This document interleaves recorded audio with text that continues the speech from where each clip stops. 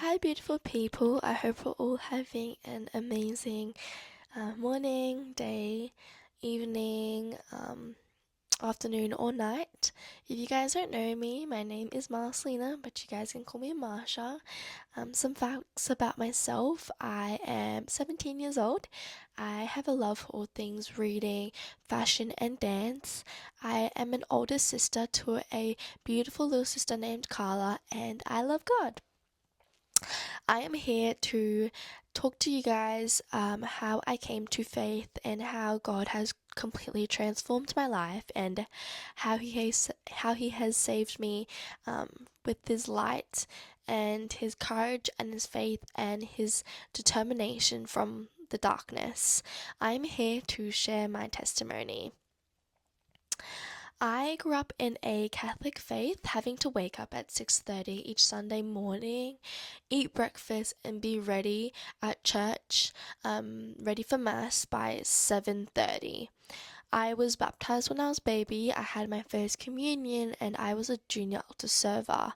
So I was always active and in Catholic church, and I was always around faith.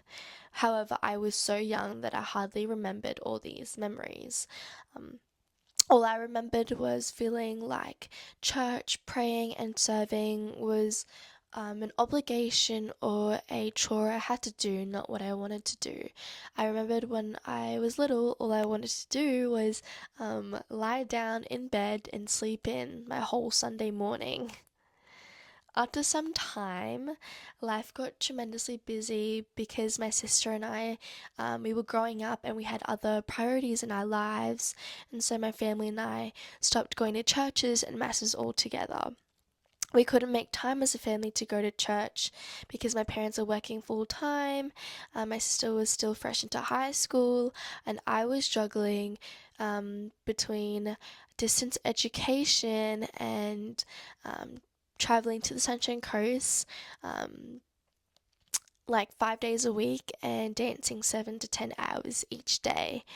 I was exhausted constantly, but was somehow happy and exhilarated and at peace at the heavy amount of dance and school load I had on myself at such a young age at that time.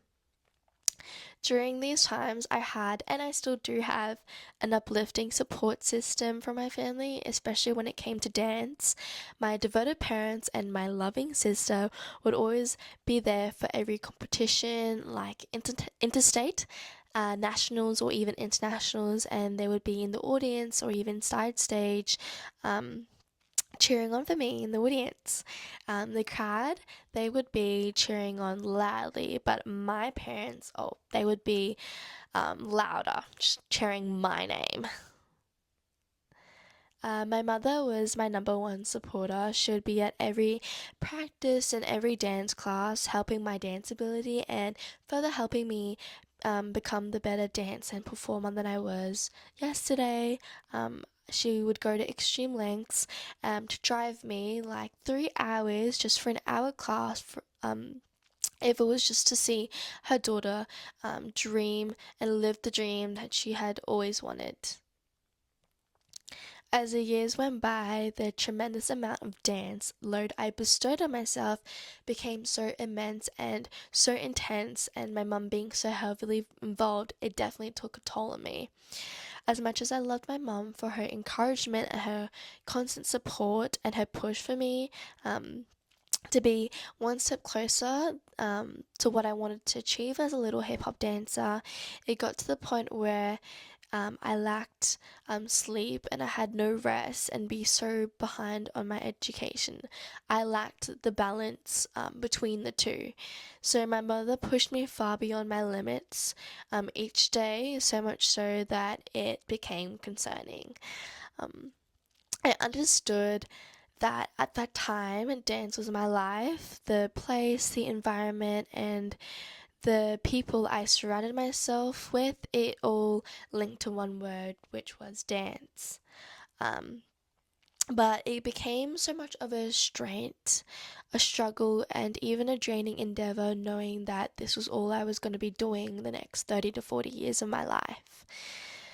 My mother didn't understand the hardship I was going through, so and again she would push me and she would shut down the excuses I had for myself to keep me from dancing and needing that much needed break. Um, this went on for about a good collective of months, socializing with the same people, dancing, and throwing my body and mind around for another additional 8 hours just to do the same thing each and every day. Concurrently, my mum would make sure I was not gaining weight. She had her own preferences with any of the other dances I had. She had me portray a certain way, reputation and even image wise. And if I did not agree or oblige or even be obedient to her, I would hear the manipulation and the excruciating, deafening criticism and harsh felt words echo in the air from her. This happened to such an extent that I realized my mother had the most power, control, and the utmost dominance over not just my dance career but my life. I fell into a deep state of depression and despair, and I grew to be anxious. And I had so much of I had so much codependency of having the authority to please her and make sure that she was proud of me every second. I realized after I went to see professional help and I discussed and talked to people that went through something similar to me that I was later confronting to the understanding that my mother was abusing me verbally, psychologically, and even sometimes physically. She was soon later diagnosed with BPD, which is borderline personality disorder, and it soon escalated into bipolar disorder. The thing is, my mother had the most distressing, stressful, disturbing, traumatic upbringing and childhood, so I understood the dictatorship she had over me. She never got the time to properly heal or come to terms with um, the hardship she went through and seek help. So as much as I understood and knew that, it didn't hide the pain, the misery, and the anger I had from and towards my mum. So all the built-in fire she temporarily extinguished was lit ablaze and was slowly burning me alive. It wasn't until my dad finally saw what was going on. My dad is my other half, by the way. I would not be the person that I am today without him. He sacrificed just so much, just so my sister and I could escape the shipwreck from that wicked storm that was going on for more than 5 grueling years of our lives. My father and mother had different parenting expertise, and majority of the time, their personalities and their parenting skills clashed, and so they would constantly start the biggest uproar between each other because of me, especially. My father explaining to my mother that she was putting myself through too much misery, agony, and she was pushing me beyond my limits, and my mother explaining to my father that I needed to learn, and her parenting skills got to help me understand how hard the dance industry is and that there is no opportunity for rest. These battles resulted into my mum spiraling, and it led to the biggest panic attack and anxiety attack that I had ever seen my mum go through. I witnessed my mum do and say unspeakable things to herself, as it was the only way to cope with the calamity she was facing. The relationship I had with her, the downfall of her relationship with my father, and the realization that she had mental health concerns absolutely destroyed her. My mum was, and she still is, my superhero in life, so for me to be witnessing her do and say things to herself which caused nothing but harm and danger, I decided to follow her. Each day was harder to wake up to, and I felt completely destroyed by the world.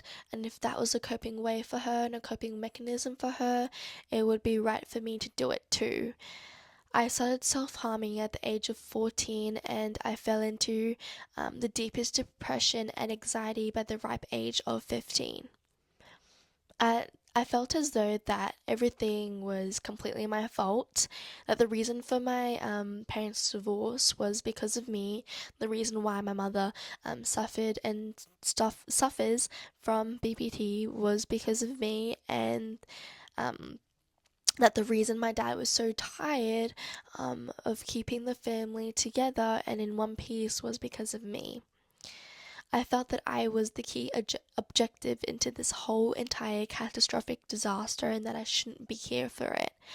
I felt that I just sucked up all the joy that was meant to be there, and in return, I gave my family deep forever wounds that could never heal from. I blamed myself and downgraded myself to thinking I was the problem. So each day I dedicated myself the failure that I was, and harmed and put myself in danger what felt like an eternity. Eventually, my sister could feel and could see the amount of physical destruction I did to my body, my mind, and even my spirit. And with that, I went and had to see professional help. I saw my regular psychologist who would provide me strategies and techniques to ensure that I wouldn't restart or relapse in my old ways, but because of the pain I held on to myself was too much for me to let go, it never helped and it never stopped. I felt so dependent towards the pain. Looking back, it felt so fearful, or I felt so fearful and isolated to unleash all of the demons that were literally inside of me. Going to therapy, then catching up on schoolwork, then dancing for more than half the day while battling the toughest battles a 14-year-old or 15-year-old would be facing, and doing her absolute best or hardest to keep it together, or else everything will become crumbling down until there was only rubble and broken pieces left over, was the biggest struggle and the hardest thing I had to face with each day. After the separation, the divorce, and the court hearings and the countless therapy sessions, and even the doctor visits, things were starting to settle in. But since everything happened all at once, I felt so emotional, but yet also so numb from the heartache and the heartache of knowing my life wouldn't be the same anymore. Ultimately, dance permanently closed down due to circumstances. Distance education was isolating, and so I started to grow feeling alone. I secluded myself away. I had no friends, no community, and no one I could rely on. Absolutely no one. I was so shameful of the life I was living. My dad and my sister were always there for me though, but I felt so bad for them having to always check up on me. So I just masked all the misery and pushed it all the way down until it was forgotten about. But knowing me, I constantly relapsed and was still so beyond attached to my old ways. Um, I just found so much comfort to that. I didn't know why. Probably because it was all that I learnt and it was all that I knew. It wasn't until a very close family friend of mine, my adoptive big brother, you could say, Timothy, knew the struggles I was enduring at the time and decided to introduce me to church. Not a Catholic church, but a Christian church. Knowing the only understanding of church I knew of was a Catholic church, it was completely different to anything that I'd ever anticipated or expected. Tim knew that because I wasn't dancing much anymore and that I was heavily isolated with what was going on at home, that that it was perfect for me to be involved in a safe environment and a perfect distraction from the chaos that I was that I was going through, and that was happening at the time. On the 3rd of February 2023, I walked into the doors of Glow Church and was immediately confronted with the most loving presence. The atmosphere and the ambience, and it was just filled with so much joy and so much peace.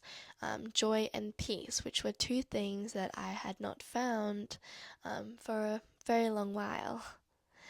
As I got to meet the most beautiful, spirited people with the most uplifting faith, I grew to an understanding of my purpose here. Obviously, I was still very much new to this whole thing, I should call it, but I didn't realize that each and every person had a gift or has a gift or a calling to serve. So I grew curious to what my purpose was. Because I wasn't dancing much anymore, I used my inquisitiveness and found that church had a beautiful group of creatives who were inspired to dance, and so I knew that it would slowly spark my love and my passion for it again. Because it was the start of a new year, auditions were happening, and I had the courage to audition and be a part of something so gifted and so passionate. From dancing since I was like literally in my mother's womb, this was nothing that I had this was nothing that I faintly knew, and this was nothing that I had ever expected. A group of just loving people who just had a love for dance and used the gift for so much potential. It was just so like confronting to me. But when it came to my audition, I had no idea and I had no clue on what to expect as dancing in front of a group of people that I fairly knew, letting alone having no preparation, and dancing and freestyling to a song or a bunch of songs that was so foreign to me, scared me to like absolute death. From having no confidence and downgrading on my dance abilities to having to show the creative dance team what I was capable of, it reminded me of all like the traumatic times I had gone through and I had endured. But as the song over and over again by Upper Room started playing, after so many years of guilt and shame and doubt, a calm voice but a strong voice whispered, and I heard his voice say, "Everything is going to be okay, you're safe now." I knew in that moment that God created a safe space for me, filled with the most loving, faithful, and nurturing people in his house. And I knew that if the stars in the sky were made to worship, so will I. And if every insect was made a purpose here, then he created me with a purpose here too. I knew that from then on, my life would be forever changed. On the 12th of February 2023, as I recited the salvation prayer, I made the life-changing choice of dedicating my whole life to Christ. I knew it wasn't going to be an easy journey, but I knew in my heart that it would be the best decision I have ever made or decided for myself. And ever since then, I have not been the same, but more understanding, loved, worthy, and thankful that God has written my story and has made a way for me, and that He gave me a chance, a promise, knowing that for 5 years I was at my lowest of lows, and He was silently fighting each and every battle with me. And then that 5 years later, he knew the suffering and pain that I went through, and it turned into love, perseverance, and even joy. For so long, I felt so alone, unworthy, and angry, and even like confused as to why I was going through with this experience. Why me? Why am I going through all of this? But I realized that God gives the strongest people the most toughest battles. And um and that without a test there would be no testimony. Sometimes God lets you hit rock bottom so you realize that He is the rock in the bottom. He made a path for me to meet my forever family, a beautiful, cherished community, and a very special someone that I forever love and has helped me strengthen my faith and helps me become the woman and the daughter of God that I continuously strive towards to be. God knows our burdens, our trauma, our pain, and our story, but He creates a safe space for grace, perseverance, hope, and even understanding.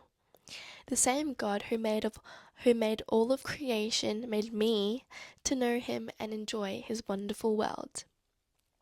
So, as for what the book of John, chapter 3, verse 16 to 17 says, "For this is how God loved the world. He had gave His one and only Son so that everyone who believes in Him will not perish but have eternal life. God sent His Son into the world not to judge the world but to save the world through Him." So, seek Him, know Him, and love Him, for He has infinite love for each and every one of you. God saved my world, and He will definitely save yours too.